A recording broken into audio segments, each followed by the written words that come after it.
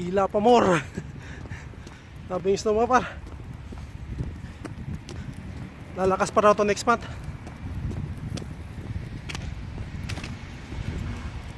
Pero no problem, kaya yan.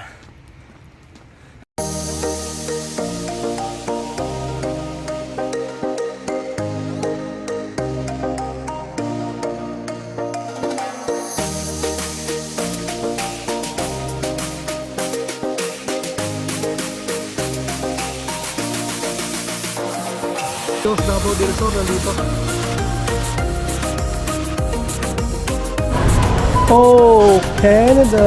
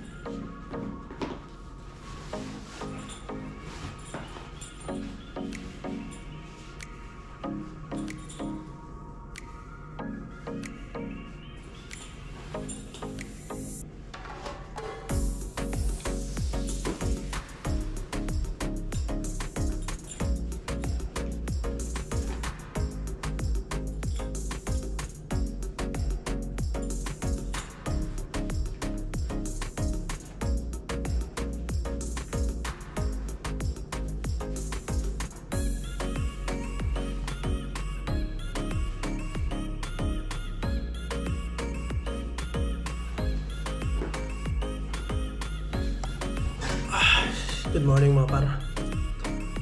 I-prepare na tayo no, kasi pasok ulit tayo. Today is Wednesday mga par. So welcome back to my channel again. So isang araw ulit sa buhay ng isang driver helper no. Ginagawa ko mga par dalawang medyas ko. Kasi para komportable yung pa ako. Kasi pag isang medyas mga par parang masakit sa paa. Nagbibilis ako ng kilos no. Pag naglakad ako na mabilis, medyo sakit kasi manipis yung medyas dito mga pare. So maghanap tayo ng medyas na medyo makapal-kapal. Kaya dinodoble ko palagi yung medyas mga pare. Kape muna tayo. So good morning mga pare.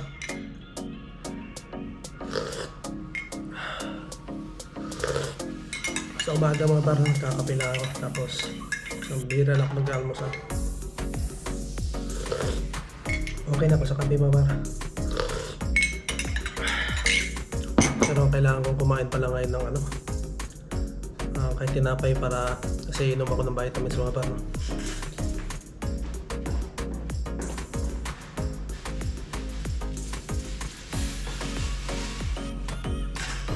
So kumain ako ng isang tinapay mga par. Kasi nung time vitamin wala pa lang naman ng tiyan. So yun, papaalam tayo sa misis natin saka sa anak no. So every morning mga par, pinikis ko lang yun sila bago ako umalis. Inom muna tayong vitamins so.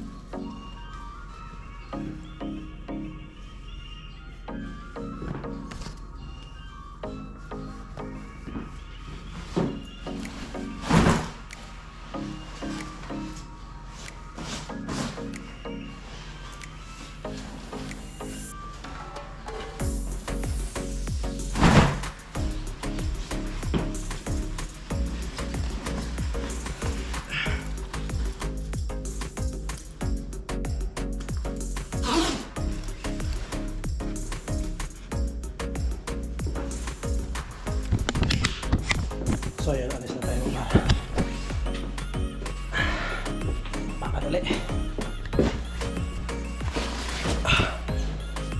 Ano pala natin na konti yung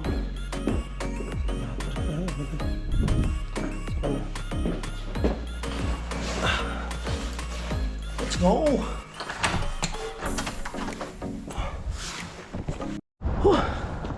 Sakto ulit mga par. Dito na yung baso. Lapit na. 2 minutes na lang. Hiningil ako dun tumakbo ko pababa mga par, no?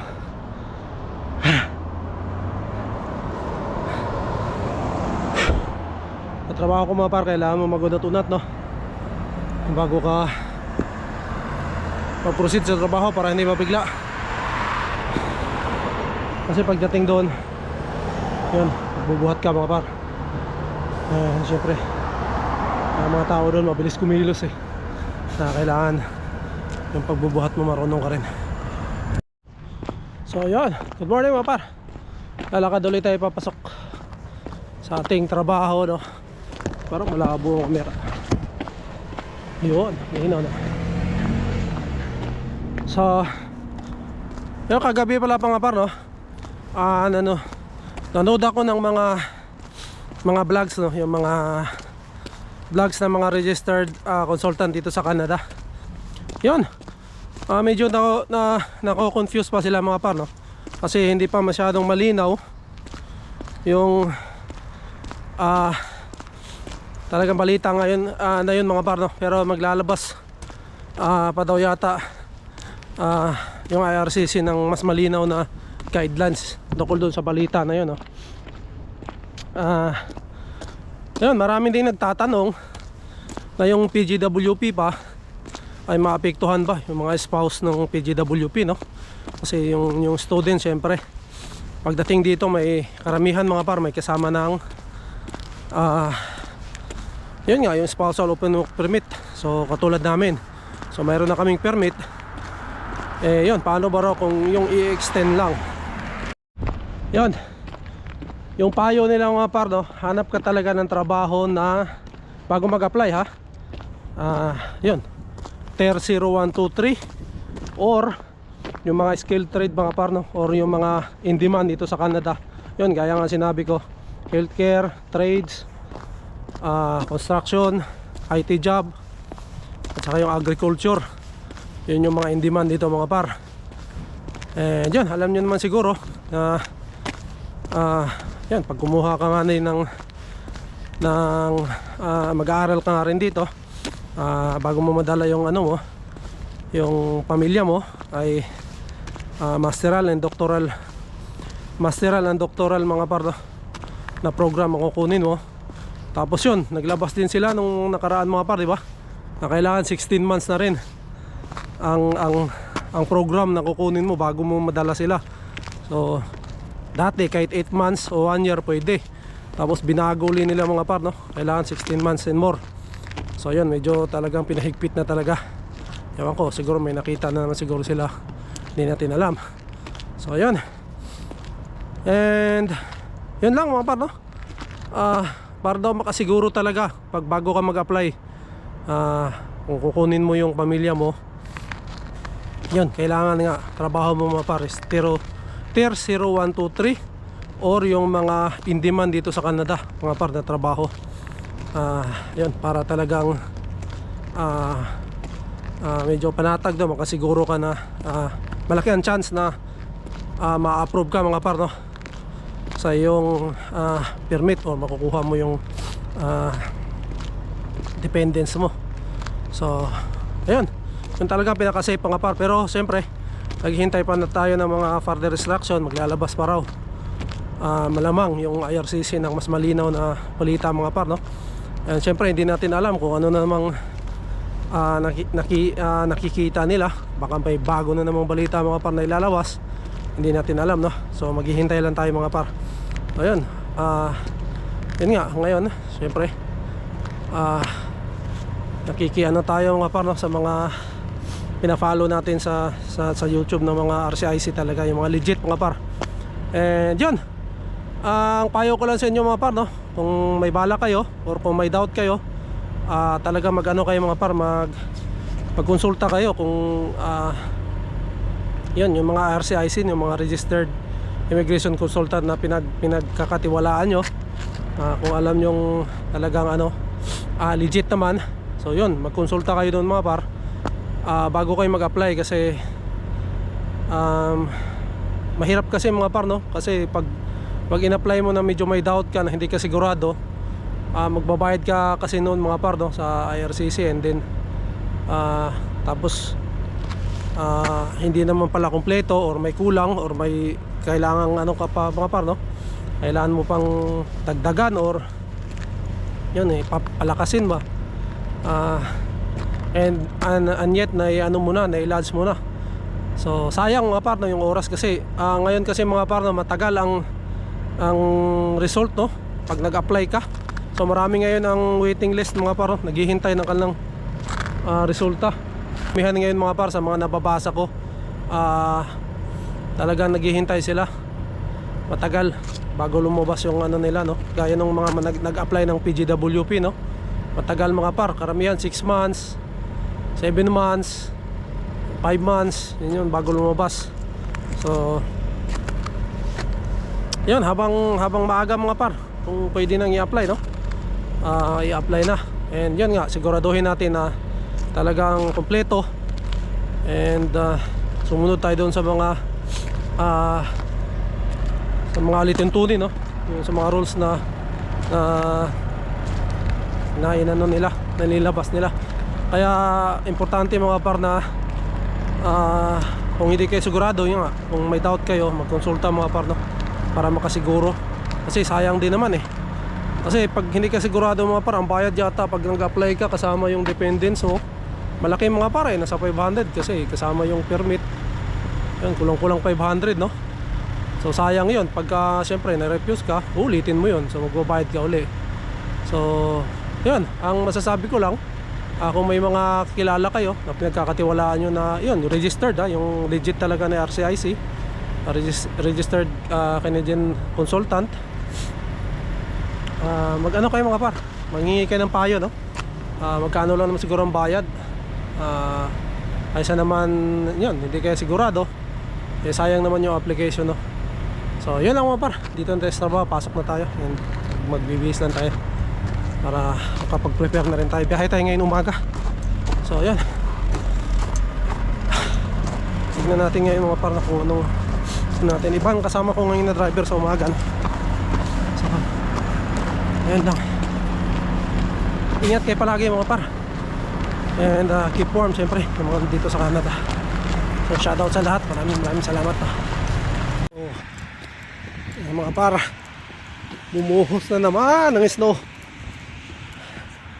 Ayan, no, buhos.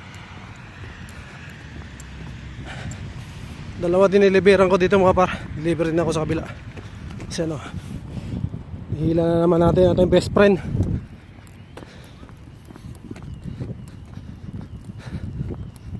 Doon tayo mag-deliver mga par, na sa isa pa.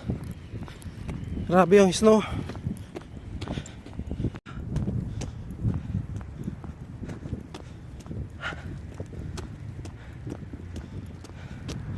Hila pa more. Grabe yung snow mga par. Lalakas pa raw to next month.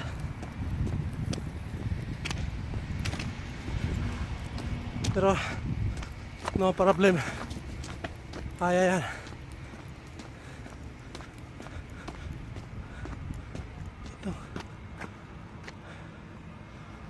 Itang ba to? Yeah. Okay, so dito na ako, deliver ko muna ito mga par. Yun mga par, dito tayo sa school ni Inday. So sunduin natin siya ngayon ng maaga, 4:30. Nagalit na naman yan. This is our everyday. Na kami mga par, lakad kami pabalik kasi Inday yung say hi Inday. Hi, I'm playing.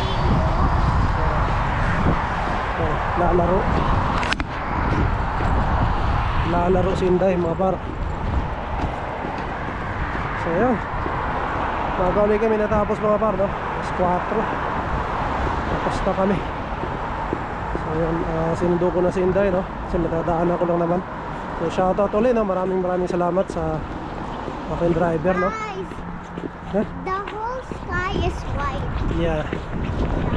Maraming salamat sa aking driver. Hinatid ako hanggang school, no? Aking anak, no? So maraming salamat. Yan. Kasi may sasakyan yung driver ko mga partner. Yun, matagal na yun dito. Yun, shoutout kay Boss Marvin, no? So salamat sa paghatid par. Yan, syempre bukas ulit, laban ulit tayo. So yan, masarap pagka makakauwi ka na maaga mo par. Diba, syempre maaga ka makapagpahinga.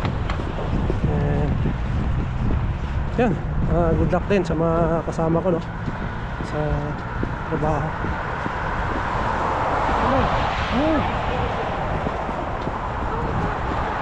Ha?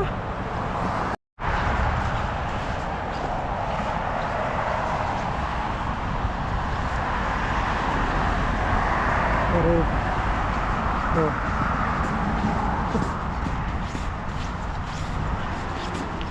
Huwag ka na dyan, eh, mabasa yung ano mo, oh. Mabasa. Oh, lumakas na naman mga par. Hindi, let's go. Malamig.